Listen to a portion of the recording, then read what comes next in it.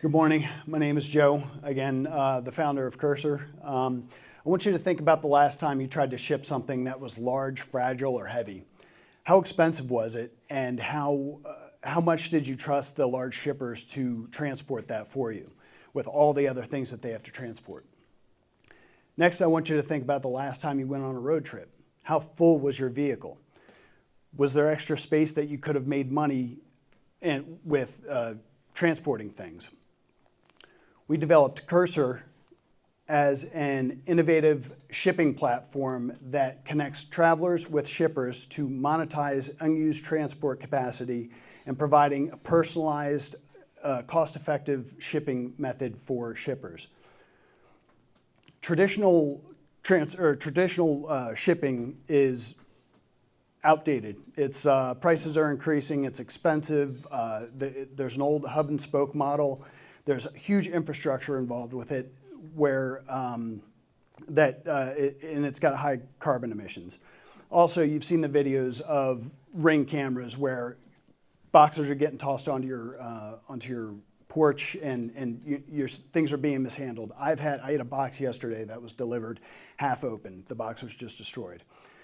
Additionally, travel costs are increasing. Gas prices remain high, and with increasing technology in the automotive space, maintenance costs are increasing as well. So we came up with Krsor to address these issues. So Krsor is, again, an innovative platform that connects the traveler with the shipper to provide a low-cost, economical, and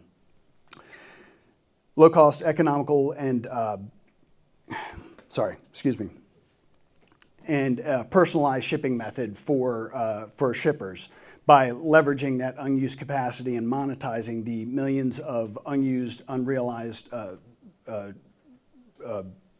square feet of cargo space in the space.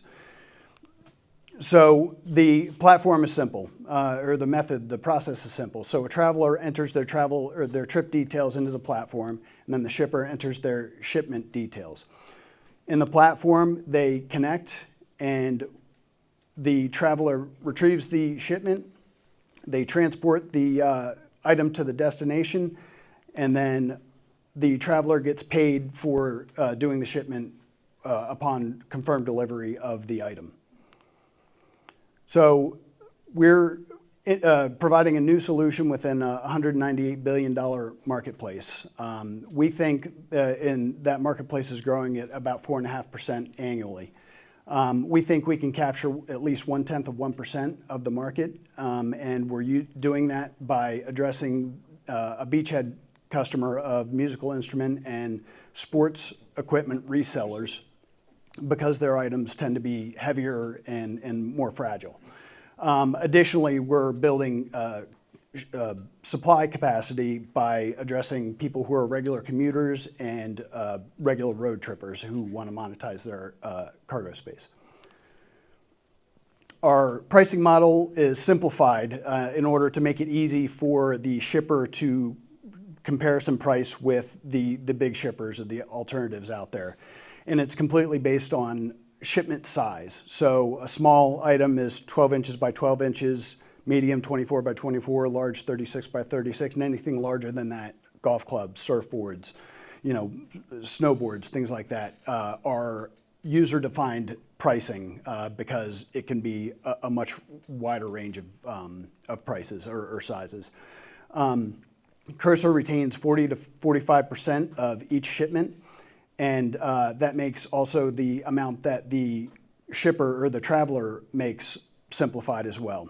And at the bottom there, we just have what that looks like at scale based on number of shipments. So our milestones, after launching in 2021, we've completed the Launch Chapel Hill Accelerator.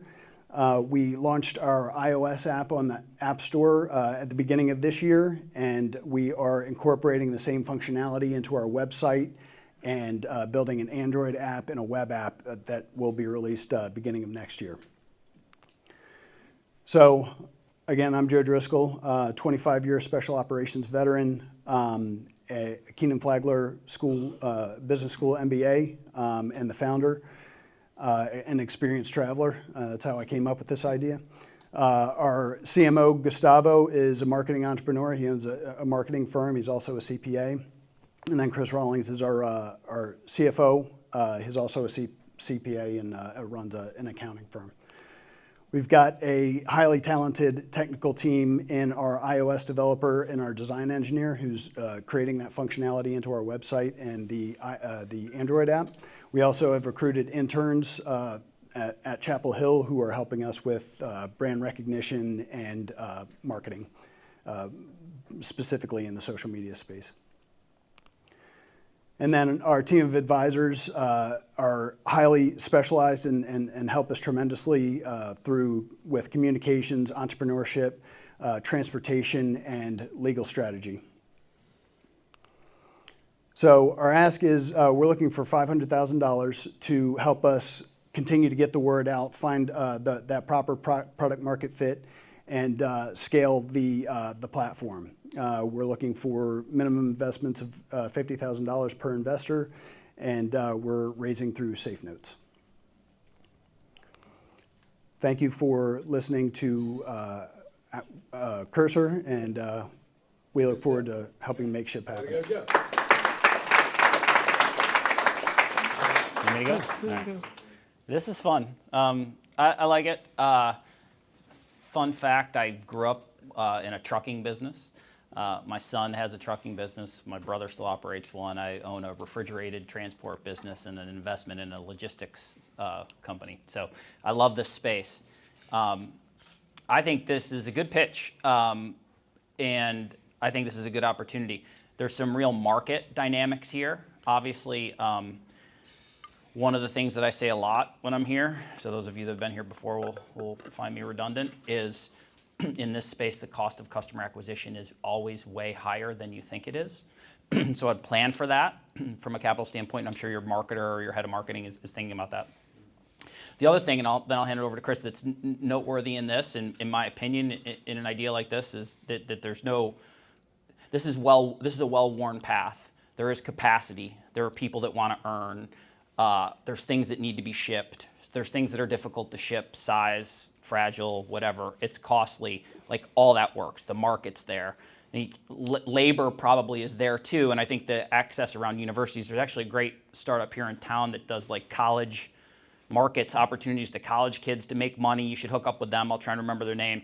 They're doing quite well, but when I looked at your people and your team, you're missing, in my opinion, one person. The next person you should bring on should be a data scientist, because the win here is simply matching shippers and transport and mastering the cost of that. I mean, because if you get the cost of that right, the demand is massive.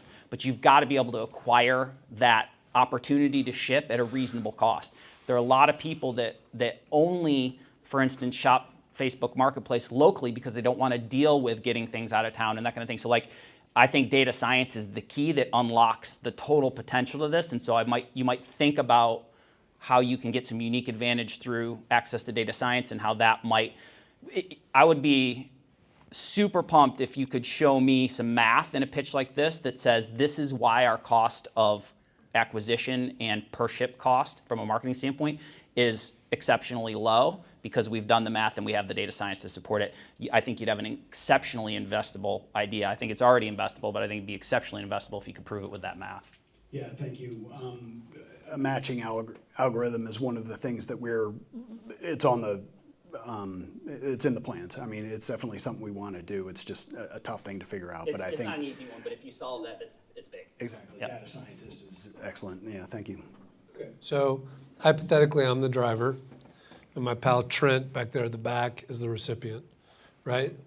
So I'm going to go to your house and pick something up. Is that right? Yeah. Okay. So I'm going to go to some guy's house, and he's going to give me something, right? And how do I know what that's going to be? Good question. So part of my background was I was in counter threat finance. I was an intel analyst. So and part of that is knowing how drug traffickers operate. So I've thought about all of those things. If that's what you're getting to. Hold on. So. That's how drug traffickers operate. Yeah. So I've thought about that. So one of the things is on the platform we already have set up where we can verify identities of the users. It's voluntary at this point through an app called Authenticate. But also the shipper is required to write a description of the shipment in as much detail as possible. It's then incumbent on the traveler to pick it up and say, hey, yes, this is the thing that you described. One, that's what you paid for, and that's what I'm going to get paid for, but I want to make sure that I'm not becoming liable for something that's illegal. Breaking federal law. Exactly, yes. So there's spot insurance for that, just FYI, So- that could be useful. Okay, so now it's in my car, right? Yep. And now I've got to take it to Trent, right, who I don't know. So I've got to go to his place, and am I now kind of your customer service guy? I'm sort of an Uber for you. I'm sort of a rep for you, yeah? Yeah, in a manner of speaking, you definitely represent Krsor. But it's so there's also a rating function. So what if I get it here and he goes, Chris, great, fantastic. It goes on the 3rd floor. Then you'd have to bring it up to the 3rd floor, but that's part of So that's I have to do that. that's part of because you're getting it to your destination. But that's part of the description that has to go into the shipment. It's got to give those details of like, hey, you've got to load it in, or you're going to have help. Yeah, but So- TaskRabbit's That's a cool. Yeah. I don't think you're charging nearly enough. Could you go back to your pricing slide? Yeah. I'm not kidding when I say this, dude. I would quadruple your prices, right? I mean, quadruple your freaking prices, right? Because I just think Steve's right. The costs and hassle in this are going to be massive, and the convenience to you and to Trent is really significant, right? So I don't think you're charging nearly enough. And I think you said something in this process that I really endorse, which is you need to find a really narrow niche where you can get really good at this, right? Where there's a common route back and forth of the same kind of stuff, a tubas between Raleigh and Charlotte, I don't know, something like that, where you get really freaking good at it, because he's right, the demand matching algorithm is you're gonna die trying to figure that out. Let's just do tubas for a little while. I don't know, there's something going back and forth, and let's get really good at that and use that to illustrate the concept. Chris is super right about this. Chris is super right about this. This is the only thing I've ever seen him be right about, but he's right about that. So I would increase the price so much that it hurts, because you don't do this because you're trying to ship something cheaply. You do this because it's a pain in the ass and you want it there safely. And that is a premium service, not a discounted service. This price must be, I pay people to do this shit all the time. I'm paying employees an extra $1,000 to bring some boxes up from our own office in Atlanta because it's a hassle for them to stick it in their car and bring it up, but I don't want to hire a trucker to go down and get it. That's super real that this is a premium service. The other thing that is, the other thing that Chris said that is absolutely true is Chris said something absolutely true. That in the matching of this is you have if you get the match of this right, and you have the labor, and you have the economics of this right, the volume of transaction that you have to do then justifies the marketing cost. It's really hard to get the marketing cost down to a meaningful number if people are making 10 or 15 bucks per transaction. But as a premium service, it completely changed the conversion math. So Totally. So I have a pal in town who I'll introduce you to, and all he does is insanely expensive custom frames for pictures and stuff. absolutely. That kind of thing. Look at the guys who made a ton of money shipping golf clubs around. All they do is ship golf clubs. Yeah. So only raise your hand. Don't wait. Only raise your hand if you think you have the best question. Who has the best question? Yeah. Go ahead. So when you're shipping that nice custom frame, and Chris is taking it to Trent's house, and he breaks it, who's the liability on? Yeah. It's Trent's fault. It's Trent's fault. Yeah, currently it would be on the traveler, but really it's on us, and that's the insurance thing is one of the things that we are trying to crack the nut of. So if you have an idea on that, that'd be great. A company that started here that I funded here called Cargo Labs, that's now in Virginia, that does spot insurance for trucking. you should talk to them. I don't know if it could work at this economic level, but it's exactly that. A shipper shows up, and for a few bucks, you've got an automatic insured policy, and it's underwritten by proper, underwriters. Yeah, for the time being, because I've spoken with 5, I think, different insurance brokers.